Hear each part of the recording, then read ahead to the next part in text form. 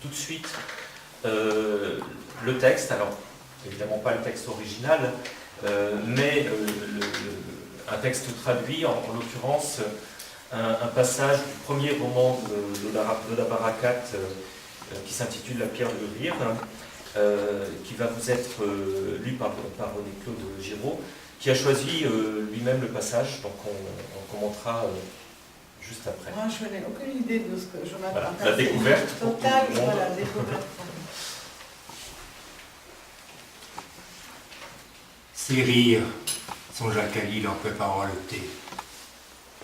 Il n'existe aucun endroit au monde où l'on rit plus que chez nous. En plein bombardement aveugle, les gosses se marrent.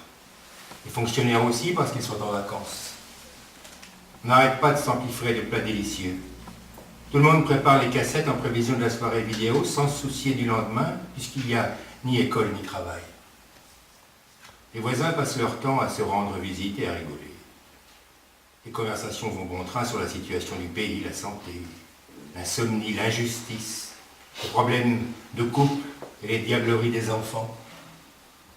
L'épicier rit car tout le monde stocke les produits de peur qu'ils ne viennent à manquer, ce qui lui permettra d'écouler sa marchandise en un temps record. Le boulanger du coin rit parce que les gens vont acheter une quantité et il pourra vendre en un jour le stock de farine d'une semaine et rester peinard chez lui en économisant les salaires de ses employés. Le restaurateur, lui aussi, rit. Car pour combattre le désœuvrement, les gens multiplient les risques et les sorties et dépensent de manière extravagante par amour de la vie. La mort frappe tous les jours à la porte, hein? Et certainement que le propriétaire de la station d'essence rit parce qu'il jouit en ces temps de pénurie du pouvoir des anciens patriarches et que la population fera tout pour gagner son affection et baiser sa barbe vénérable, ce qui pourrait lui valoir un poste du haut commandement pour lui et sa progéniture. Le banquier rit à gorge déployée quand affluent les virements étrangers en faveur des parents et amis. Et s'il lui arrive de clôturer sur $1 mollasson, il ouvre le lendemain sur des taux d'intérêt qui bientôt atteindront les sommets des vagues de Java lors de la célèbre éruption du Krakatoa. Le poète meurt de rire, car son chagrin poétique s'aggrave, et un membre ou l'autre de sa famille ou de sa communauté ne manque pas de se faire tuer en martyr, ce qui fournit l'occasion de s'exprimer devant un puissant micro. Les masses, après l'avoir longtemps délaissé, attendent toutes, oui, qu'il pousse sa plainte élégiaque et chante d'une voix éplorée, récupérant enfin la puissance du verbe au nom du clan et de la tribu. Le correspondant de la presse étrangère rigole à coup sûr parce qu'il va pouvoir proposer une matière de reportage bien alléchante et bien plus consistante que son maigre salaire. Les propriétaires des journaux sont pliés de rire eux aussi parce qu'ils vont pouvoir écouler leurs marchandises, fût-elles de 5e ordre, jusqu'au dernier numéro avant 11 h du matin. Les photographes de presse, de leur côté, se tiennent les côtes, car leurs horrifiantes photos rappelleront au maître des décisions le poids de l'image à la une.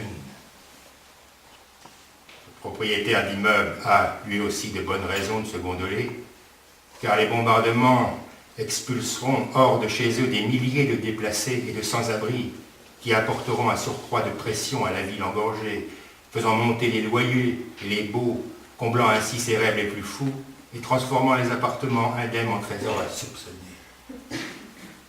Des appartements qui seront réparés aux frais des locataires en cas de dégâts, ce qui déclenchera l'hilarité des maçons, des menuisiers, des peintres, des plombiers, des vendeurs, de mobilier, des médecins, du peuple entier, jusqu'aux mères des morts qui se réjouiront que des troupes fraîches aillent rejoindre leurs fils là-haut et leur tiennent compagnie, adoucissant un peu leur terrible ennui.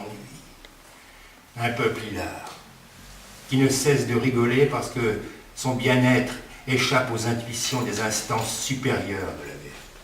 Un peuple vivace qui va à l'essentiel, qui ne s'arrête pas aux détails, ne conteste en aucune façon les égouts éventrés qui noient le pays sous leur flux putride. Un peuple qui ne se pose pas le moins du monde au bombardement, à l'humiliation, à la pénurie d'électricité, d'eau et de farine, cela dans le but pervers d'impliquer davantage les pouvoirs publics. Un peuple qui réclame davantage d'humiliation et de dénonciation et qui se tient quoi pour rire encore plus, pour que rient les anges qui voltigent dans les riantes années de ce beau pays.